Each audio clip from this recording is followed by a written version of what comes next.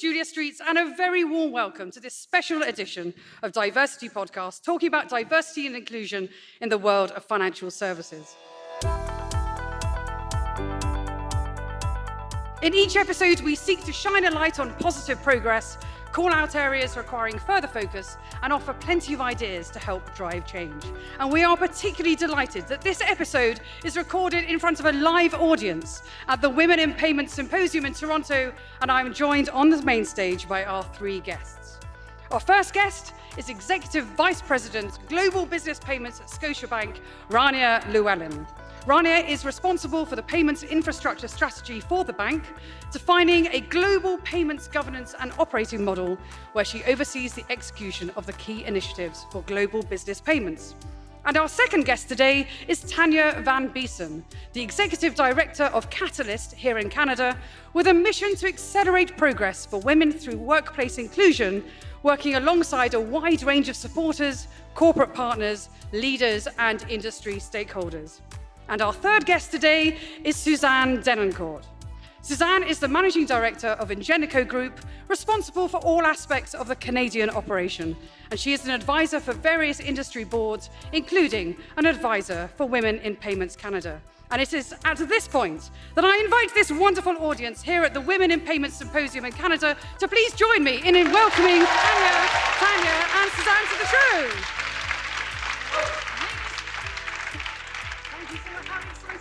Thank you for joining me. It is very exciting. So at the top of every show, what we always do is we invite each guest to take a minute to just talk a little bit about your organizations and what you're particularly focused on in the field of diversity inclusion. So Rania, let me start with you. What are you focused on at the moment? So I'm delighted to be here today. This is kind of my first podcast. And so what we're focused on at Scotiabank is Canada's most international bank. And so by virtue of that, all of our employees are diverse and they reflect all the communities that we serve. And so that's been a huge competitive advantage for us. And so I would say it starts at the very top of the house and the tone at the very top. Our CEO, Brian Porter, leads the Inclusion Council, and they're rolling out a whole bunch of initiatives. One of the key things we're proud of, for example, is unconscious bias is now a mandatory training program for all of our employees.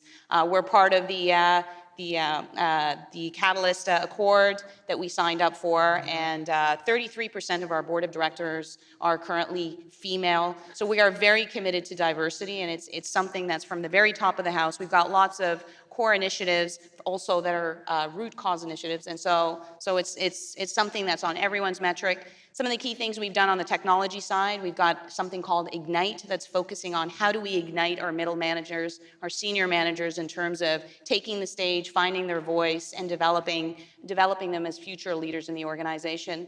And so even in capital markets as well, we've got the Back to Bay Street campaign that's part of Women in Capital Markets.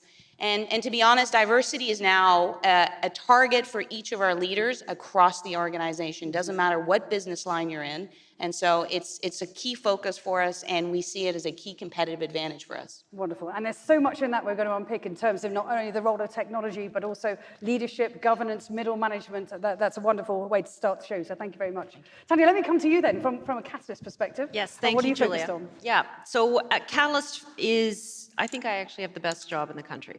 Catalyst is a nonprofit. We've been around for a long time. We work with about 800 companies globally to make process, systemic, behavioral, and cultural change to advance women. We don't focus on the women are fine. We focus on the organizations. So we work. I love it. Great.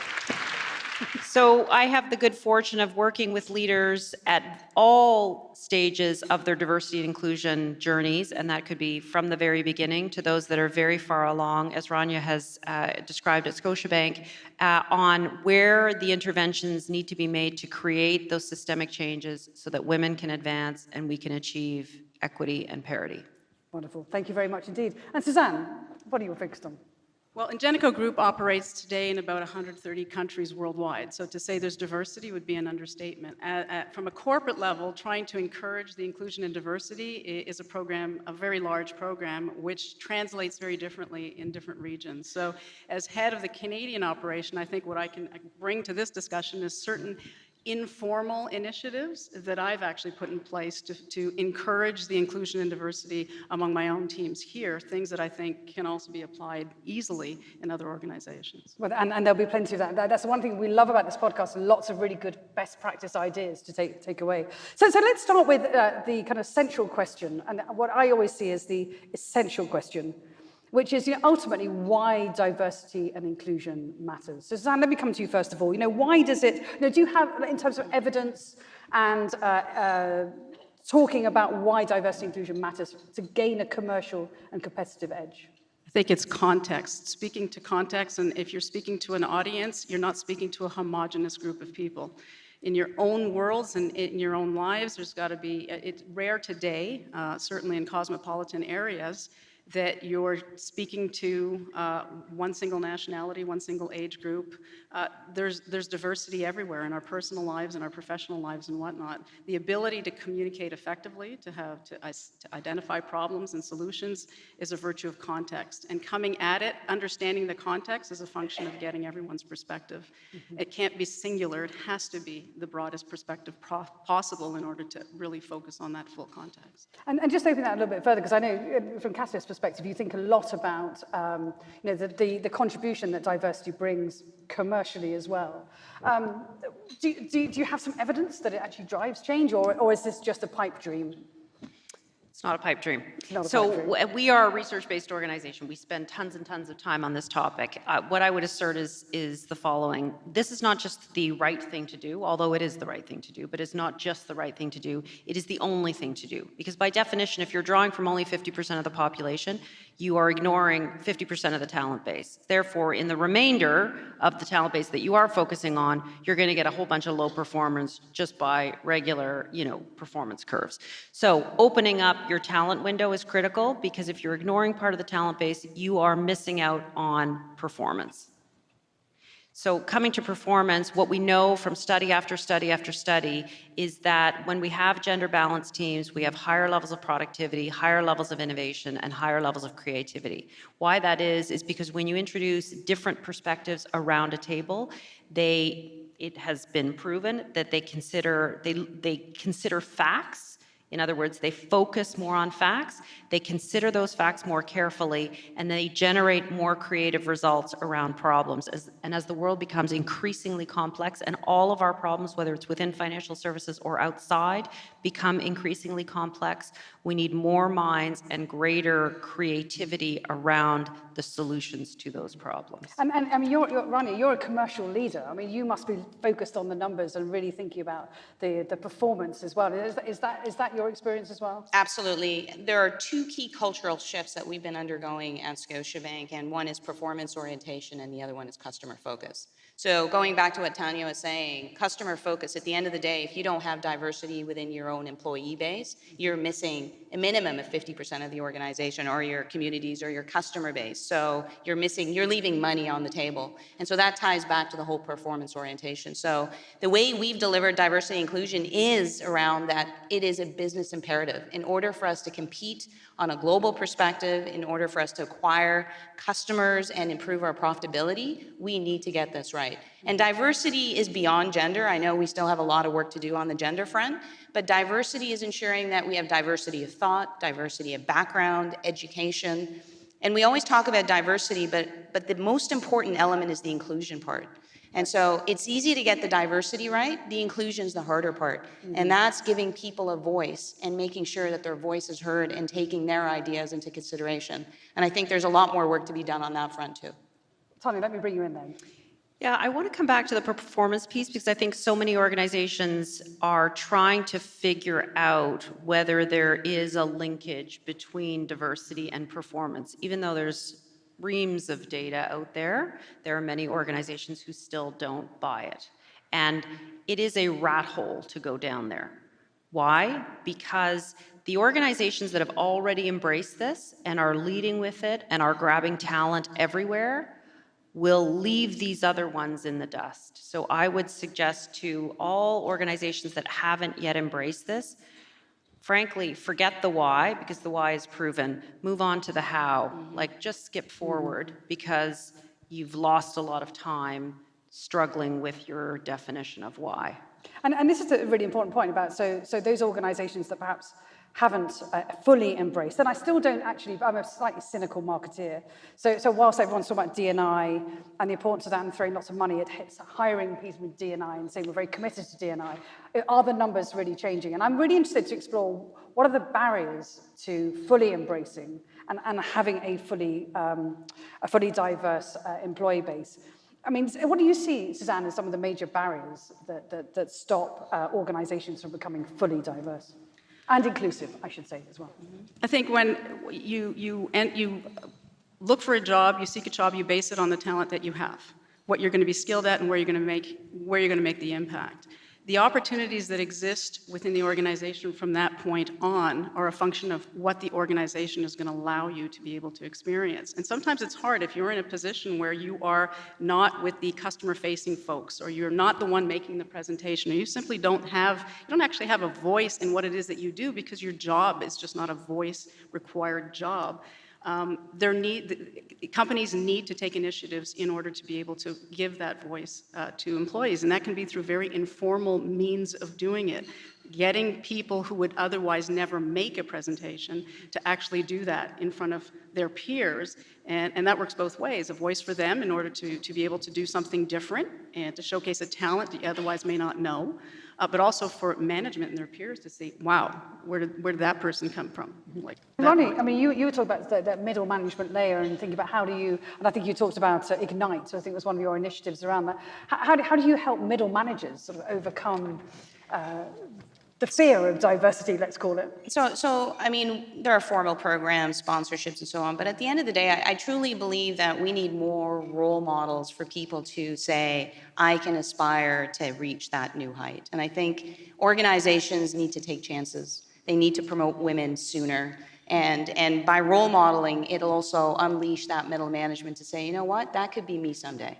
I could strive to do that. There's also the discussion I think I mentioned about unconscious bias. My concern is that we all have unconscious biases based on our backgrounds, our education, our religion, a whole bunch of things. And because we've become so politically correct, to be honest, I think we've stopped having open conversations about what our true biases are. And so I think that is a barrier, and we need to have that freedom, both for men talking and sharing their insights with us and without us being defensive about it, and trying to change their perspectives on how they can see things from our side. Mm-hmm. So I think there's a number of barriers, but I truly believe that is one of the key barriers. We need to have more open and honest conversations so that we can have an opportunity to educate both sides in terms of here's our perspective and here's how you see things. Because there's truth on both sides. Absolutely. And Tanya, the advice that you give organizations, does that resonate with you, and are there other barriers that you come across that you try and help people navigate? Yes, so I would echo Rania's comments. I think that we are in this time living in fear. Mm-hmm. And I think one of the biggest fears the world over is resource scarcity. Now, for some, that may be a scarcity of water, it may be a scarcity of food, it may be a scarcity of income. All of these things are impacting the world. But as it relates to diversity and inclusion, it's often a scarcity of jobs. And so this can often come across as a zero-sum game. If I win, then you lose. Full stop. So fear is a big, big factor in what is inhibiting us from moving forward. And then there are two others which are really related to fear. One is unconscious bias, as Rania has talked about, and we all have that, right? We all have that, and our ability to actually build the skills to communicate across difference is critical. So we spend a lot of time at that with companies, training that into the organization. But there is also the conscious bias. So we can't forget that racism and sexism and many of the isms still are very prevalent in our society. So we have to be very careful not to put everything in the unconscious bias bucket because it makes us feel comfortable. There is still a lot of conscious bias that exists out there. And there's a wonderful quote out there, I guess wonderful is the wrong word, but there is a memorable quote out there, and I don't know who said it first, but it goes like this: for those accustomed to privilege, equality feels like oppression. And when we think about that, whether we think about it along gender lines or racial lines, ethnic lines, physical ability, sexual orientation, that notion can apply to all of us. It's difficult to give up your more privileged seat for someone else. And so change is hard. It's very, very, very hard. And I'll stop talking now. Well, one of the things that I often think about, Rich, is how do organizations give permission to middle managers who have been arguably hired in a certain way, trained in a certain way, led in a certain way, measured in a certain way, and paid in a certain way? How do they provide the support around them in order to take those risks that then would leave them or lead them to giving up that seat to allow somebody else into it? And I'm very interested in kind of some of those things. Suzanne, let me bring you in there. I would say that as a leader, as a manager, you need to go rogue. I think part of it is to say, okay, there's corporate guidance and there's things that you have to work within, but your staff are being measured. The performance measurements are based on what the desired outputs are, and those are tied to revenue objectives and those, different things depending on whether you're a public or private company. But there are opportunities, I think, that we as women have to take to say, okay, what can I do differently within my organization that's not going to disrupt the achievement of objectives, nor disrupt the individual's achievement of their personal or performance objectives, but is complementary and might allow them to shine in a completely different way, because you're tasking them with something that is not part of their day-to-day job, but that might allow them to shine in a way that will be a trigger for them, a pivotal moment to say, hey, wait, I'm now in a programmer job, but really, I'm kind of grooving on this project stuff. I like the innovation, I like the dynamism. Or others who are seem to be the quiet, timid individuals who have just such massive passion and interest in certain topics that when given the opportunity to speak to them, you suddenly realize these people can present, and that's fabulous. So I've done certain things within the organization, creating my own invitation to all women within Ingenico to join the mentorship group. And to say it's diverse is incredible. There are numerous nationalities. Every single department is represented. There's a 40-year age difference from the youngest to the oldest. It's so diverse. I've called it Spice Girls, and I've got a few of them here in the back. And part of what that process is hearing what it is that they see as challenges within the organization, what it is that they want to do, and understanding that what they got hired to do today is something that they're doing on a path to other things. And that what I hope as their manager, that I'm able to help them in that journey within Ingenico, but beyond that as well, through what will be their long career. And I'm interested in sort of just taking that a bit further in terms of, because part of that's about overcoming the barriers to change in terms of just looking at the organization and also having empathy for the fact that organizations have many, many different cultural and age is very interesting actually in the discussion about diversity. What happens when we all hit 50? We're all going to fall off a cliff. Let's just take that a bit further on into accelerating factors. What's going to accelerate change? And Rania, I'd like to bring you in at this point, just to sort of think about, within your organization, because if we continue on this journey, it could be another generation or two before we get to complete equality, which, arguably is far too slow. And I'm really interested when we talk to all our guests about where are the leapfrog or the accelerating opportunities. So I guess coming from a financial institution and having spent my entire career in one, I'm big on what doesn't get measured, doesn't happen. And so we need hard metrics, and you need to hold people accountable. So it can't be just a lot of talk. Mm-hmm. So, if you're looking at, balancing financial results versus, hitting your numbers on making sure your workforce is diverse, we have to hold people accountable. Otherwise, things aren't going to change. That's my personal opinion. Mm-hmm. And so I think holding people accountable is absolutely critical. Creating opportunities, and again, not just for gender, but for all diverse people, because I truly believe barriers are there for everybody. We're all individuals, and we all have different barriers. So ensuring that people are trained, given opportunities, stretch opportunities. I always recommend take risks. Go where there's growth opportunities, where there's going to be funding. Go into a P&L role where there's going to be a lot of support. There's going to be lots of eyes. With high risk comes high rewards. And that's advice I would give whether you're a man, you're a woman, you're young, you're old. Go where there's a lot of opportunity. But at the end of the day, if you don't measure it and you don't hold people accountable, I don't think we can accelerate. I mean, there are other things you can do from an HR perspective, and I think we're doing it, where, you know what, it's making sure that from a gender bias perspective, your resumes, you can't tell if it's a man or a woman. But that's just really getting them in through the door. But it's how do you grow them and retain them and develop them within your organization. So we need to hold our leaders accountable. And I think that you touched on kind of the recruitment process and some of the processes around that. I hear a lot of people just talk about, yeah, unfortunately, we're just fishing in the same pool. And so when you look at the industry, you just go, it's the same, whether that's, whichever bit of diversity that is, particularly sort of around gender, it's just the same people are going to be moving around. How do we reach a bit further and accelerate that change even further? I'd be very interested in your views there, Tanya. Yeah, I mean, someone said to me not long ago, if you want to hire women, hire women.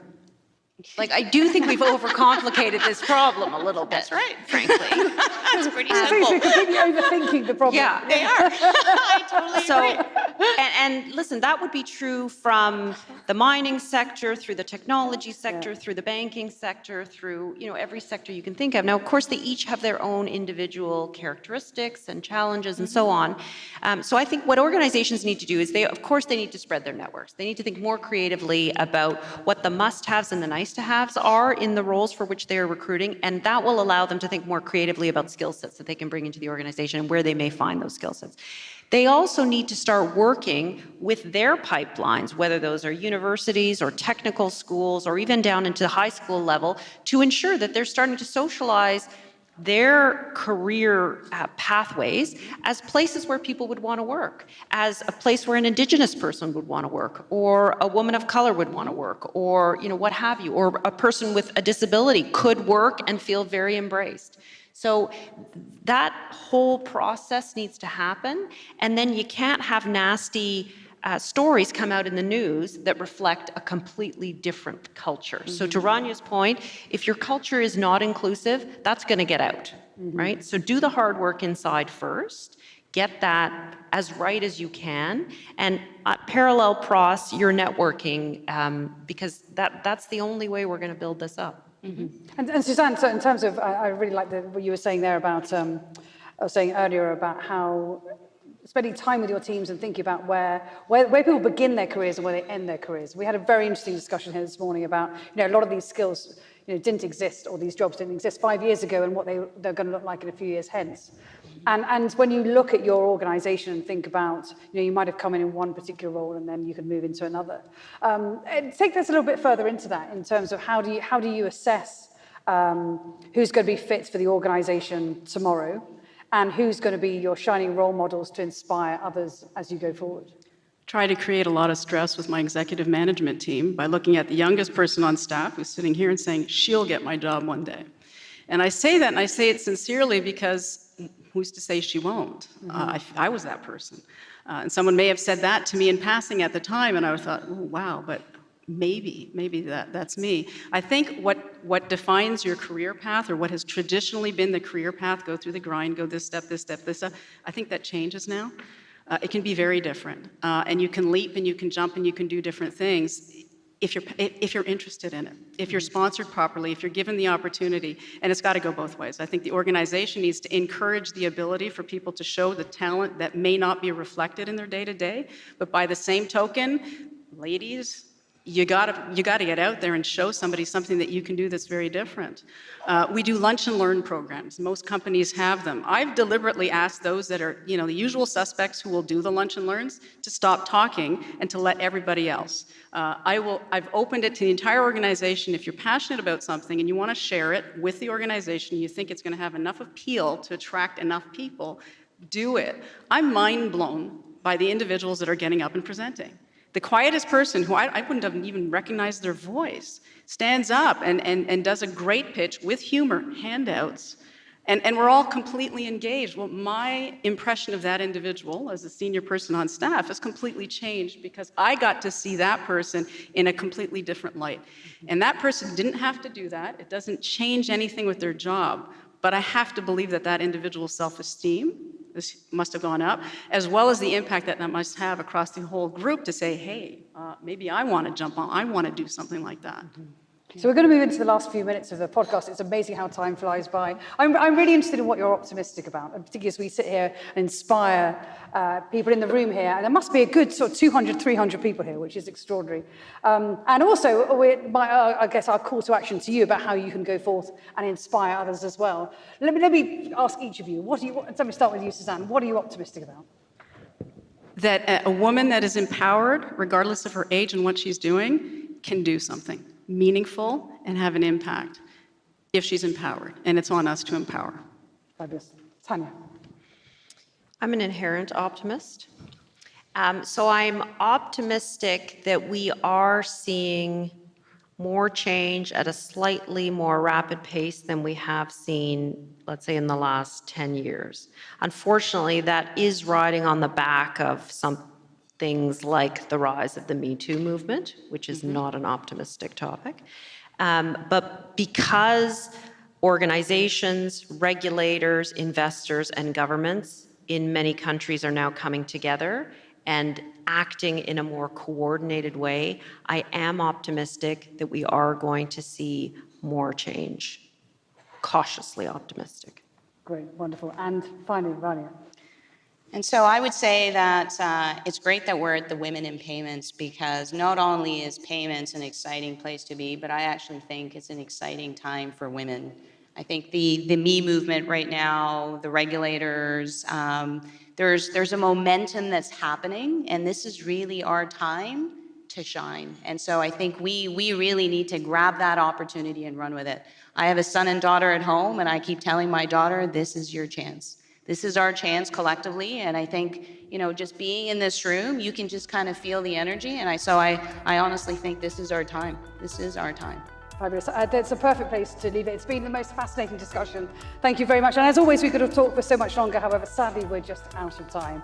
Audience members here at the Women in Payments Symposium here in Toronto, Canada, please join me in thanking our guests today, Suzan Denoncourt, Tanya van Biesen, and Rania Llewellyn. Thank you very much.